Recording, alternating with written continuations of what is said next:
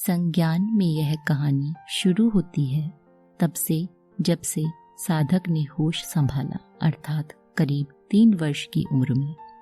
हालांकि शरीर तथा शरीर में सांसें तो जन्म से भी थीं, परंतु अपने चारों तरफ के ज्ञान के प्रति सजगता करीब 3 साल की उम्र से शुरू हुई।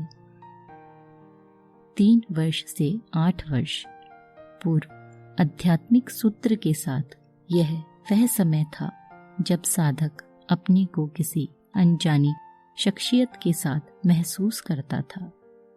वही हमेशा उसके साथ रहती थी, उसी के साथ रहना, उसी के साथ खेलना, उसी से बातें करना उसका साथ बहुत अच्छा लगता था।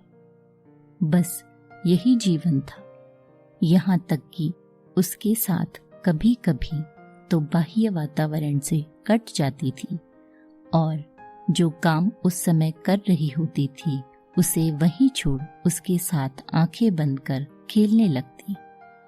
घर वाले सोचते कि बैठे बैठे सो रही है तो डांट पड़ती कि यह क्या बीच में ही सो गई। फिर उसी से शिकायत करती कि देखो डांट पड़वा दी ना। यह सब न घर वालों को समझ आता था न इस नन्ही जान को। इस समय की एक घटना याद आती है और इस संदर्भ में मुख्य भी है। वह यह कि जब मैं 3री कक्षा में थी तो मेरी माँ, जो एक शिक्षक भी थी, ने हमारी पाठ्य पुस्तक से ध्रुव की कहानी सुनाई। कहानी इतने मार्मिक तरीके से सुनाई गई कि सीधे मेरे दिल में लगी और मैं सुबक सुबक कर रोने लगी। माँ ने पूछा क्या हुआ, तो बस एक ही बात निकली, क्या भगवान मिल सकते हैं? क्या मुझे भी मिल सकते हैं?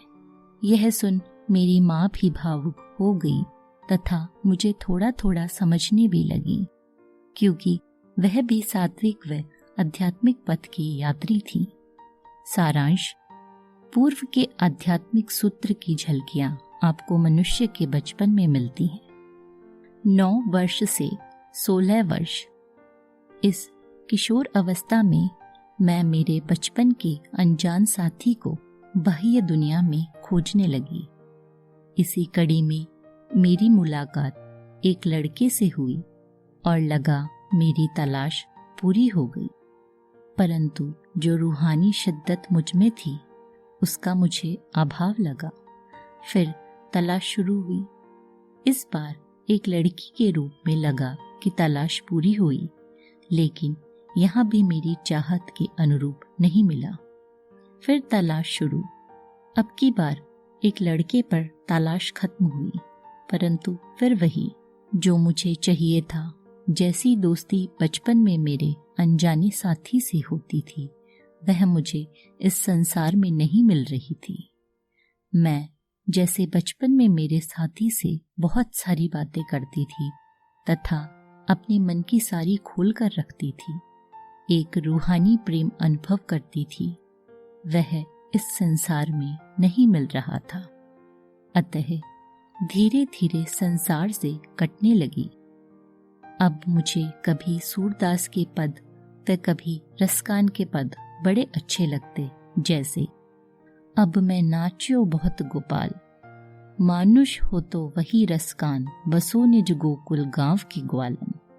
जो पशु हो तो कहाँ बस मेरो, चरो नित नंद की धेनु मझारन। पाहन हो तो वही गिरी को, जो धरियो कर छत्र पुरंदर धारन। जो खग हो तो बसेरो करो मिल, कालिंदी कूल कदम की डारन। ये पद मैं बड़ा डूबकर गाती थी। लोग भी बड़े प्रेम से मुझे सुनते थे।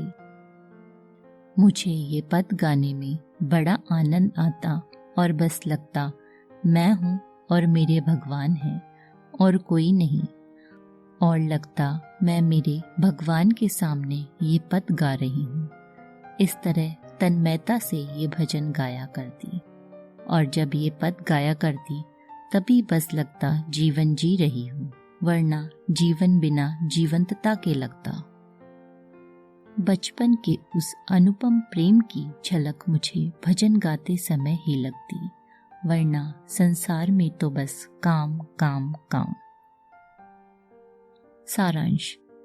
बचपन में जो पूर्व आध्यात्मिक सूत्र से जिस प्रेम का साक्षात्कीकरण हुआ वह संसार में नहीं मिलता, अतः बाह्य संसार में उसे ढूंढने की कोशिश व्यर्थ है। 17 वर्ष से 26 वर्ष जब वह बचपन का रूहानी प्रेम संसार में नहीं मिला तो आगे क्या हुआ? मैं अब अपने पठन पर विश्राम लगाना चाहूंगी। आगे की यात्रा का वर्णन आपको डॉक्टर कुसुम गौर जी की पुस्तक स्वयं की ओर एक यात्रा एवं आध्यात्मिक यात्रा एक साधक की डायरी से मिलेगा। यह पुस्तक डॉक्टर कुसुम जी की अनुभूतियों का संग्रह है। इस यात्रा में साधक को क्या क्या परेशानी, कैसी कैसी रुकावटें आई, कैसे उनका निराकरण हुआ, उसका वर्णन है। डॉक्टर कुसुम गौर कई पुस्तकें लिख चुकी हैं। इनके कई शोध पत्र भी प्रकाशित हो चुके हैं। आप चिकित्सा महाविद्यालय में वरिष्ठ आचार्य पद पर कार्यरत हैं तथा विश्व स्वास्थ्य संगठन की फेलो भी हैं। वर्ष 2012 में उन्हें एक ऐसा अलौकिक अनुभव हुआ जिससे लगा कि जीवन की गुत्थी सुलझ गई, जीवन के रहस्य प्रकट हो गए, वह अध्यात्म मार्ग साफ नजर आने लगा। तब अंतर्मन की प्रेरणा से अपने अनुभवों को लिपिबद्ध करने का विचार आया।